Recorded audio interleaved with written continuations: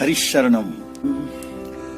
सच्चिदानंद रूपाय विश्वोत्पत्त्यादिहेतवे तापत्रय विनाशाय श्रीकृष्णाय वयं नमः।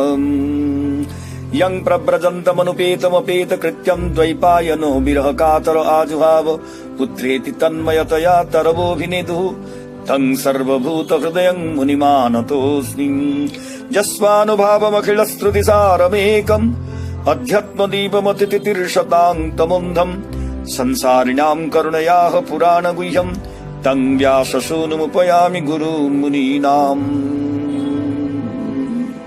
निगमकल्पतरोर्गलितं फलं शुकमुखात् अमृतं द्रवसंयुतं पिबत भागवतं रसमालयं मुहुर्मुहुः रसिका भुवि भावुकाः। जय जय राधारमण जय जय नवल किशोर जय गोपी चित्तचोर प्रभु जय जय माखन चोर। आज हम दधीचि ऋषि के द्वारा बताया गया अव्यय धर्म उसके ऊपर थोड़ा चर्चा करेंगे। श्री सुखदेव जी कहते हैं, परीक्षित, विश्व के जीवनदाता भगवान इंद्र को इस प्रकार बहुत से आदेश देकर देवताओं के सामने जब वहां से अंतर्धान हो गए, तब देवताओं ने उदार शिरोमणि अथर्ववेदी दधीचि ऋषि के पास जाकर भगवान के आज्ञानुसार जाचना की। देवताओं की जाचना सुनकर दधीचि ऋषि के बड़ा आनंद हुआ। उन्होंने हंसकर देवताओं से कहा कि देवताओं, आप लोगों को संभवतः यह बात नहीं मालूम है कि मरते समय प्राणियों को बड़ा कष्ट होता है। उन्हें जब तक चेत रहता है बड़ी असह्य पीड़ा सहनी पड़ती है और अंत में भी वो मूर्छित हो जाते हैं। जो जीव जगत में जीवित रहना चाहते हैं उनके लिए शरीर बहुत ही अनमोल और प्रियतम और अभिष्ट वस्तु होते हैं।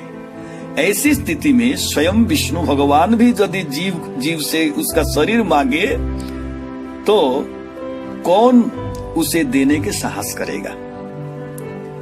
कोई नहीं देगा। देवताओं ने कहा, ब्रह्मन, आप जैसे उदार और प्राणियों पर दया करने वाले महापुरुष, जिनके कर्मों की बड़े बड़े यशस्वी महानुभाव भी प्रशंसा करते हैं, प्राणियों की भलाई के लिए कौन सी वस्तु न्योछावर नहीं कर सकते हैं? तो भगवान, इसमें संदेह नहीं कि मांगने वाले लोग अवश्य स्वार्थी होते हैं और उनमें दैन्य वालों की कठिनाई का विचार करने की बुद्धि नहीं होती है। यदि उनके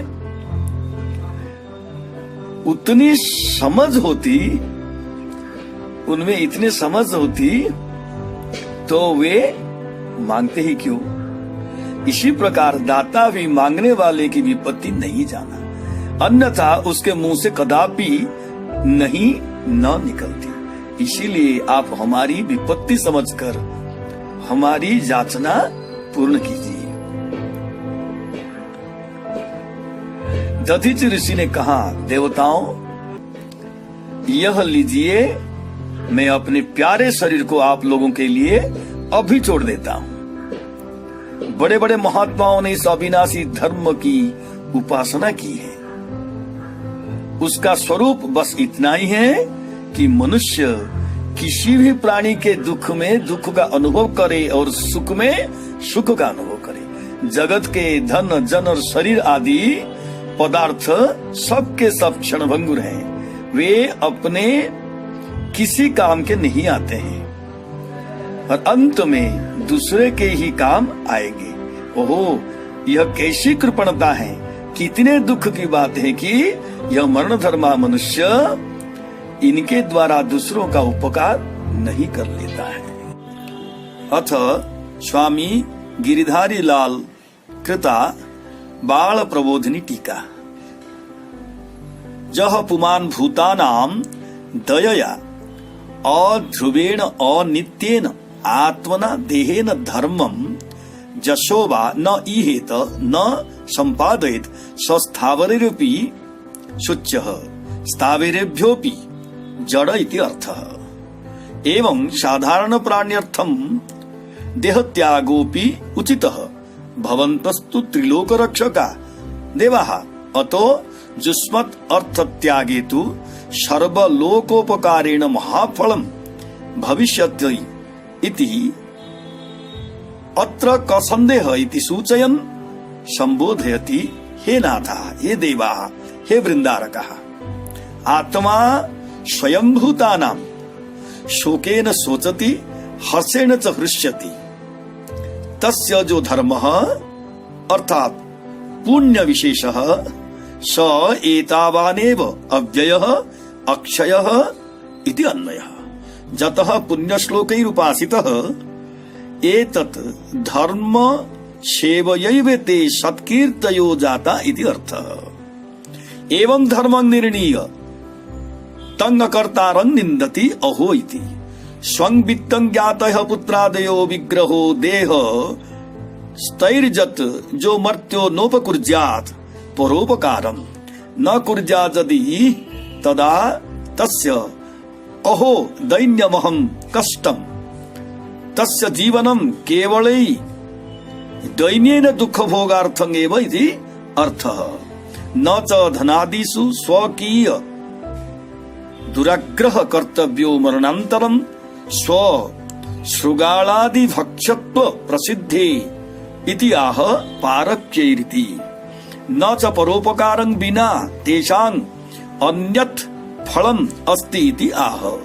अस्वार्थैः आत्मोपयोग शून्यैः ननु वित्तादिमतां यथेष्ट भोग दर्शनात् कथं स्वोपयोग शून्यत्वं तत्राह क्षणभङ्गुरैरिति। आशुतर विनाशीभिः इति अर्थः।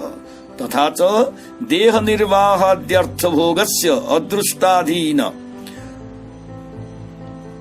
तेनैव तत्प्रसिद्धे परोपकारं विना धर्म जस रनुदयात् वित्तादेर न किंचित फलं सिद्ध्यति इति भावः। हरिशरणम्। जय श्री कृष्ण। श्री कृष्ण गोविंद हरे मुरारे, हे नाथ नारायण वासुदेव। जय जय राधा रमण हरि बोल, जय जय राधा रमण हरि बोल। जय श्री कृष्ण।